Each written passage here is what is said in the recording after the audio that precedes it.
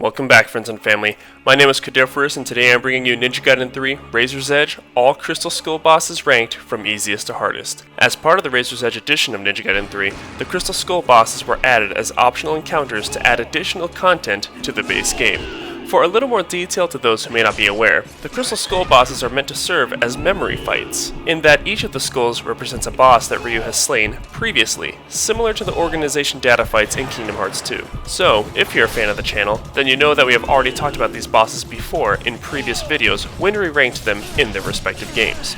Now, after attempting to compile all of the bosses of Razor's Edge into a single video, I couldn't shake the outstanding fact that the Crystal Skull bosses are in a league of their own above the main story bosses. For you see, each boss has you facing off against 3 waves of increasingly difficult enemies before you are able to fight the boss itself.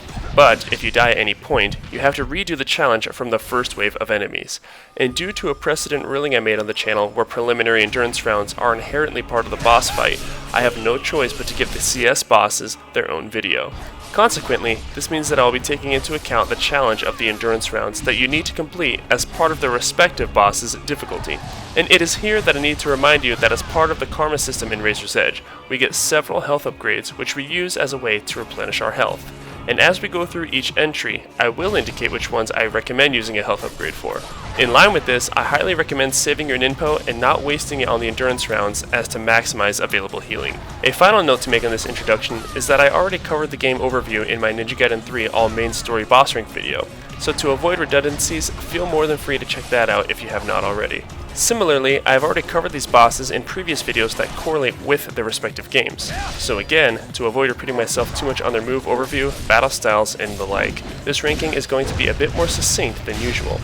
Alright, now to the guidelines. First of all, this video is based entirely on my own opinion and is not meant to be taken as unshakable fact. Everyone's experience with the game is going to be unique, so your personal ranking is likely to be different than mine.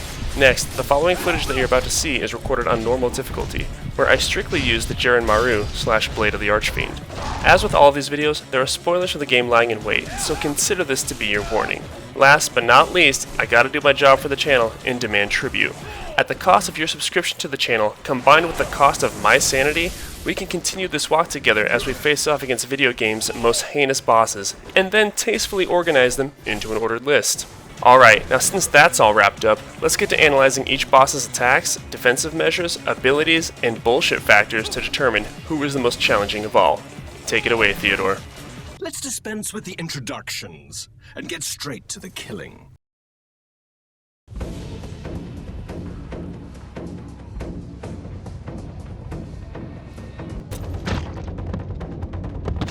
Right off the bat, we have one of the best designed bosses in all of gaming history. Doku has the same moveset that he always has, but with the Razor's Edge game engine, this fight becomes far more balanced and fluid.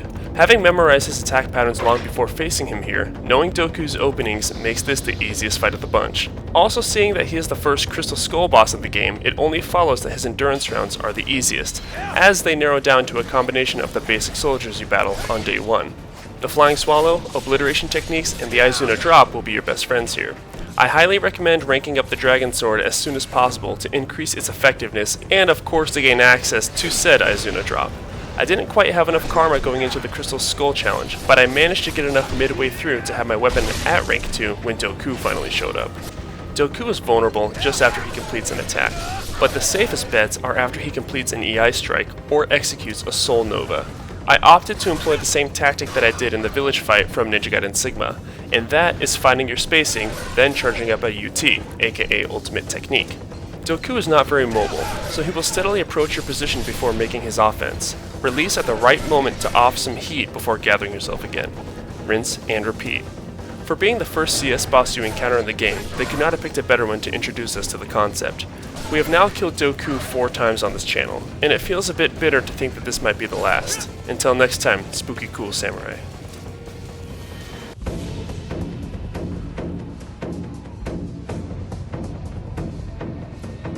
Just like Doku, we have fought Genshin many times, and now we add 2 more to the list. That's right, Genshin is actually battled twice in this game, because we ran out of bosses to choose from, I guess. You will battle him once as Ayane and once as Ryu. However, the encounters are literally the exact same, and I didn't find too much of a difficulty difference between the two. Surprise? I know. I usually tack on a difficulty factor for the sake of Ayane as a whole, but oddly enough, it plays just about the same as with Ryu.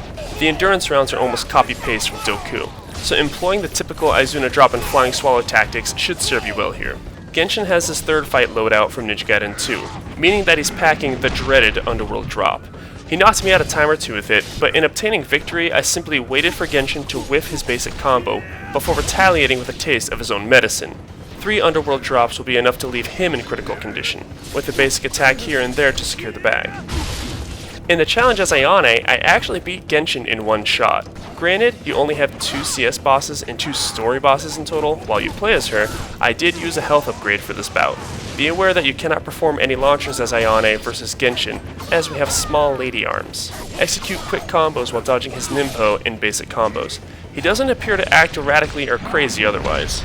And again, his own grapple attacks are the most deadly, and are usually prompted by the claw hand coming out to play. If you can bait him into performing his own flying swallow, you'll find him to be vulnerable just after landing, so take advantage of this and lay the Black Spider Ninja Master to rest.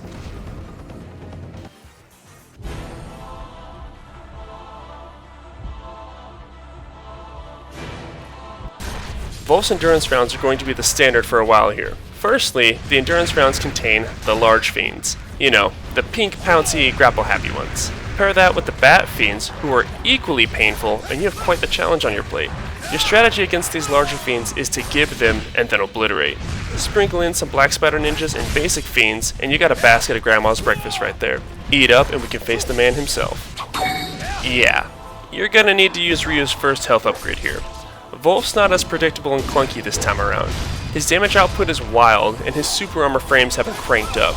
The range of the scythe is very misleading and can essentially snipe you. He doesn't opt for his Lycan Rush near as much as he did in the past, and prefers to go for extended combos. I didn't have too much success in the spacing plus UT strat, so I actually had to play the game and verse him mano a mano. The only saving grace here is that you actually deal a moderate amount of damage to him in turn.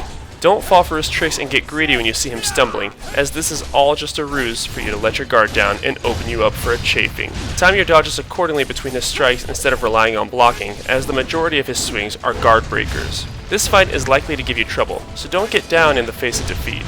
Patience and persistence will see your way to victory.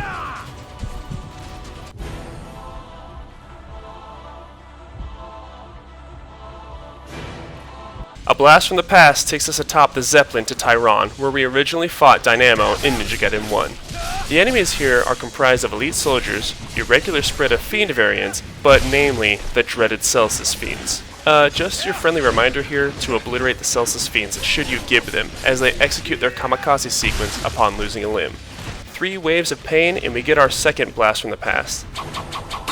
Alexei definitely spent some time in the hyperbolic time chamber. His evasion has increased 30-fold, as has the layers of super armor. This is arguably one of the most annoying and mentally trying bouts in the entire game. He is so hard to pin down in tandem with having so much health that this looms over you as a battle of attrition.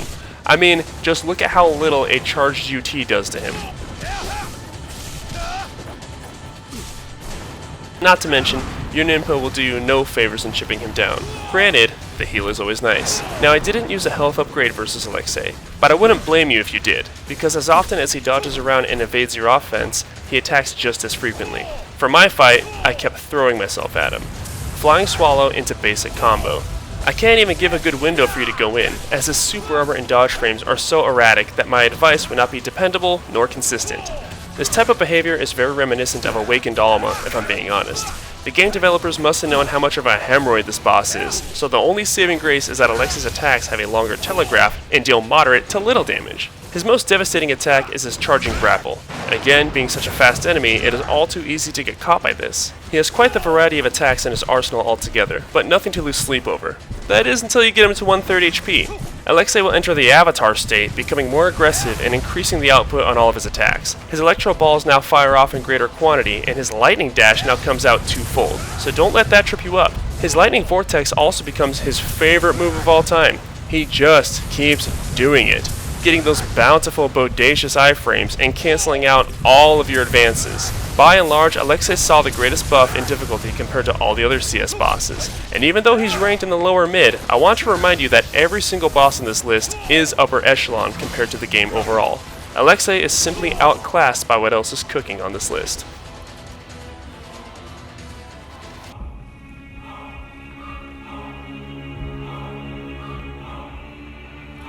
Before I start talking about this legendary, childhood-defining, iconic monster of a boss, I want to say that these next 3 entries are very close to one another in difficulty, and are largely interchangeable, so keep that in mind. Now, if you never defeated Alma in the first Ninja Gaiden, then this could probably rank even higher on this list. But even with me knowing what to expect and what approach I need to take, I still had to play with all senses on high alert. Alma's endurance round is the classic blend of elite soldiers and giant fiends. But given you face her relatively early in the game, this provides a moderate challenge. But of course, the actual struggle is against her. She has her classic loadout of attacks, but shows a clear favoritism for her anti-gravity grapple and pillar toss. But the key thing you'll notice is that she has increased armor. Your attacks are equivalent to back rubs. The tactic remains a familiar one. Flying Swallow into the Blade of Nuridi. I got super fortunate here and was able to combo lock her and get 3 rotations off in a row to speed along the fight. But that's just it. It's luck whether you hit her with a Flying Swallow, because oftentimes she simply dodges it. Alma has 2 grapples, but the anti-gravity one she performs while airborne is the more dangerous of the 2. And you only need to get hit with it twice to kill you. I mean, just look at this damage. Absolutely despicable. Your path to victory lies in patience and spacing. You need to wait for the perfect moment to go in with the Flying Swallow before completing a single combo and then getting the hell out, as she loves to retaliate with her ace attack. If you keep yourself spaced out from her, you avoid her using any of her mid-range and close-range attacks, all of which can spell out certain doom. As with Doku, I send Alma my salute, as this is likely the last time I will face her, unless of course she makes a return in a future Ninja Gaiden title.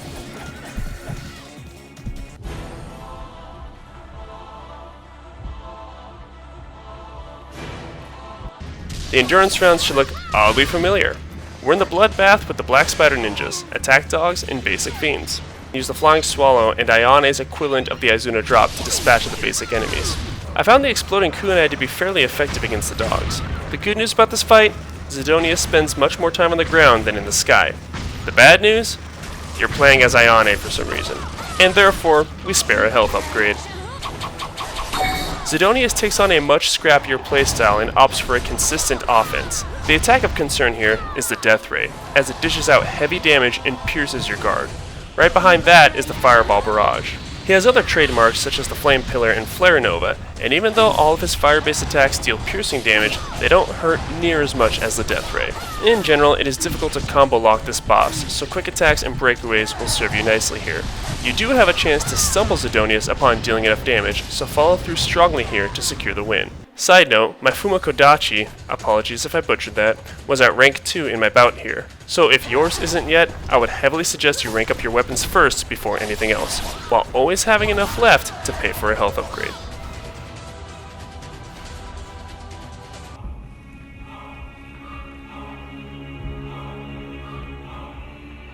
You're going to see a common theme here going forward. If you ever want to make a boss more challenging, give them the ability to fly. I really hate the fact that Marbus is in the top 3. He isn't even that difficult of a boss, but he scams his way up the list in the same fashion that any degenerate boss would. He plays the endurance route. Not only does he have the default 3 rounds of endurance foes, but he summons additional fiends just as fast as you can dispatch them. He also took a page out of Ninja Gaiden 2 Zidonius' book and just straight up refuses to land for long periods of time, making Marbus excruciatingly painful to face off against. Prepare to dodge bombardments, dives, and minion attacks for extended periods of time. The only opportunity you get to reliably damage Marbus is when you dodge his spinning tackle and he faceplants into the ground.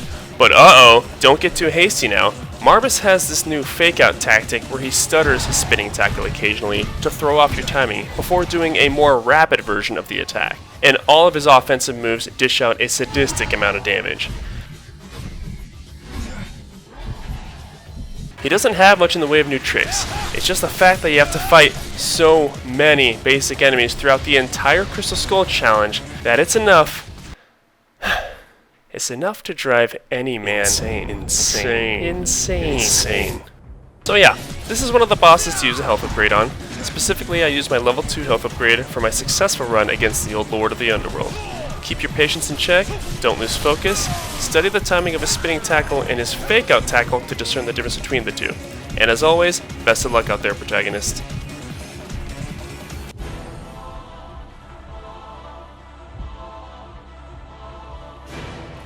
This shouldn't be a surprise to find Elizabeth in the top echelon of difficult bosses. Enemies that fly are atrocious, and having those same flying enemies but with permanent super armor, that, my friends, is the Oxford definition of bullshit. The only favor done for us is that Elizabeth's damage output on her basic combos was toned down, so that way you can have some semblance of a fighting chance. And again, I don't know why the developers have such a hard-on for making flying enemies the most hardcore and infuriating of bosses, but Elizabeth's evasiveness and super armor are eternal, easily putting Alexei to shame. A health upgrade is all but required for this fight. The nice thing here is that Elizabeth's endurance rounds are pretty easy, allowing us to preserve our health for the main showdown, because boy, are we gonna need it.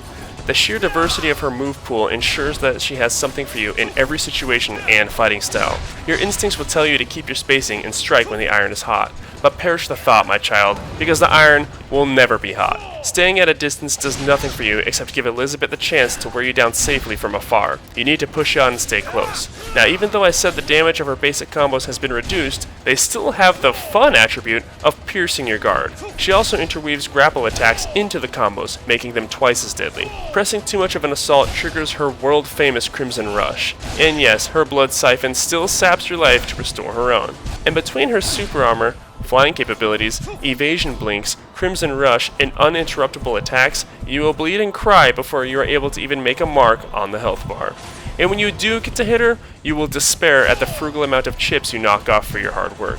Everything about this fight is painful and challenging, and by all rights, Elizabeth should be crowned our Queen of Obscene for the second time on the channel.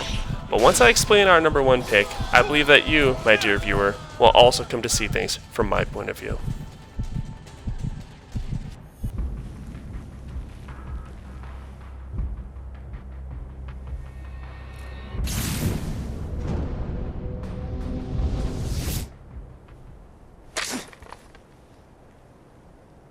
Between Elizabeth and Fiend Genshin, I would argue that Elizabeth is more difficult overall. So why would this be our number 1 pick? My dear protagonist, if you've ever faced this demon in Razor's Edge, then you already know the answer.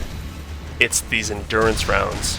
Oh yeah, I am not f***ing around with this. The endurance rounds you need to complete to even get to Fiend Genshin is an atrocious gauntlet of the most cursed, the most degenerate, and most nefarious group of savages to ever grace a hack and slash. All of the enemies that you have fought thus far and dreaded to battle again have created a witch's coven and are present to initiate you into the gangbang of the century.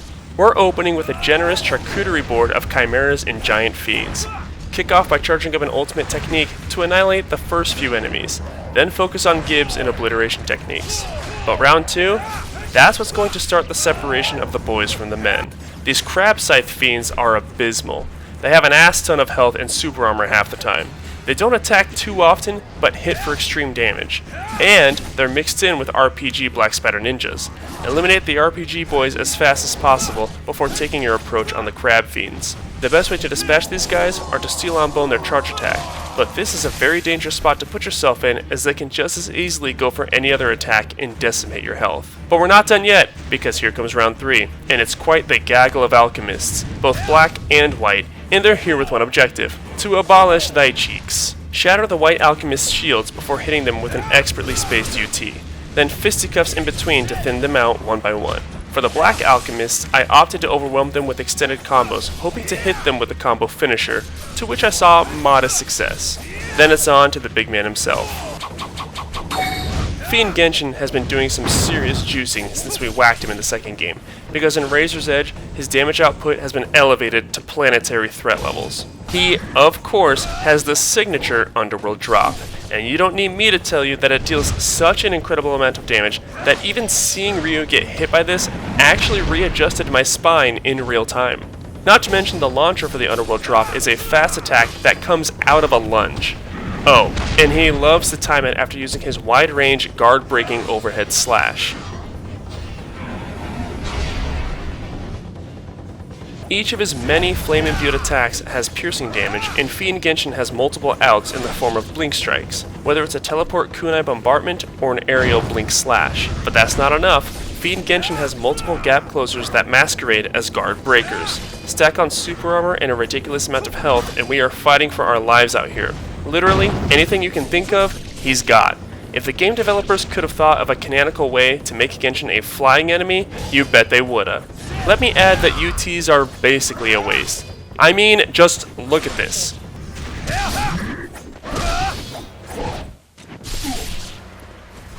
My cautionary approach to this boss is not one that I am particularly proud of, but the fear of having to repeat the endurance rounds stilled my desire for an all-out offense. Which is a damn shame, as I feel having a head-on fight would be absolutely incredible. You might think that you're in a good spot to get confident and press your perceived advantage, but it only takes a single underworld drop to put you right back in your place. Dodge until you are absolutely certain that his combo is complete, and never count on your spacing to be sufficient, as he can dash multiple times to catch you. Timing is everything. After he uses a flying swallow, a blink attack, or an EI strike, that is when he is most vulnerable for you to cut into him. Using your 4th upgrade for health is absolutely non-negotiable, as beating Fiend Genshin and his endurance rounds without healing is a task that can only be accomplished by those who have truly mastered Ultra Instinct. And that's going to do it for this list. The Harmless Henchman Award for the least threatening boss goes to no one. These bosses are all blisteringly difficult, and I'm not about to put any disrespect on them otherwise. However, I will happily pass out the Lethal Adversary Award for the most deadly encounter to Fiend Genshin and Elizabeth. It was difficult choosing a #1 spot for this video, and even though I ultimately settled on Fiend Genshin as a whole, including his endurance rounds, if we put those endurance rounds aside, Elizabeth is the deadliest boss. Thank you all so much for your time. If you haven't seen it already, check out my video that covers all of the main story bosses for Razor's Edge. If you need help finding all the crystal skulls to fight these bosses in the first place, I have a video on that as well. I really do appreciate it, as well as all of the support shown on these videos. Take care, stay safe, stay healthy, and I'll see you soon for the next one. Bye bye.